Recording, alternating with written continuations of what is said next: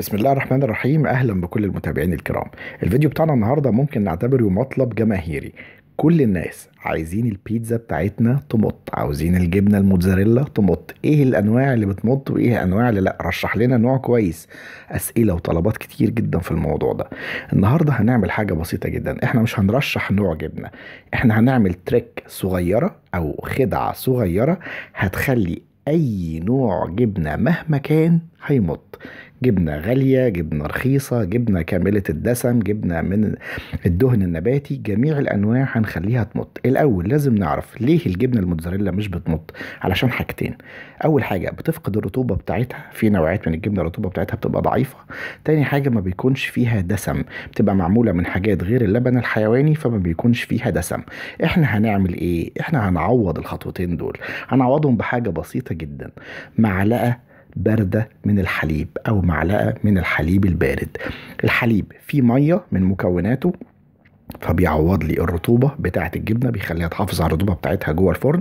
تاني حاجة في دسم، يعني في الدهون الحيوانية، ودي اللي هتعوض الدسم لو كانت الجبنة بتاعتنا نوع مش قد كده. انا هجرب على نوعين من الجبنة، ده نوع متوسط الجودة ونوع تاني رديء او الجودة بتاعته ضعيفة جدا.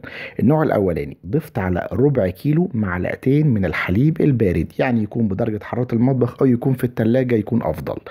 طبعا يكون حليب كامل الدسم، وقلبتهم زي ما احنا شفنا كده واسيبهم حوالي 5 دقايق عشان الجبنة تتشبع وتشرب الرطوبة بتاعة الحليب، وفي نفس الوقت تاخد وقتها كده وتبقى معايا جاهزة انها تتحط على البيتزا.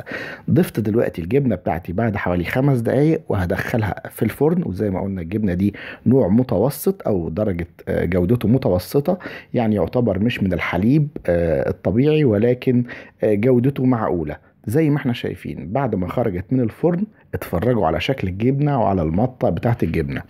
طيب يا شيف، دلوقتي احنا بنجيب نوعيات ممكن تكون اقل من كده، او النوعيات اللي احنا بنجيبها حاولنا فيها تمام كتير جدا ومرات كتيرة عمرها ما مطت.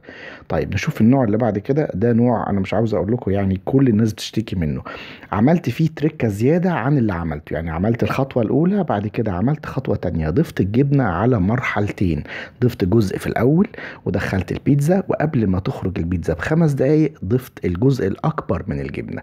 ليه؟ عشان ما تاخدش وقت كتير تحت النار وفي نفس الوقت تفضل محافظة على الرطوبة بتاعتها وتطلع معايا زي ما انتم شايفين كده. ايوه، الجبنة دي جبنة من اللي كل الناس بتشتكي منها انها ما بتمطش. شايفين عاملة ازاي؟ طبعا التجربة خير برهان. جربوا بنفسكم اللي انا بقوله ده وان شاء الله هتلاقوا نتيجة افضل من اللي انتم شايفينها.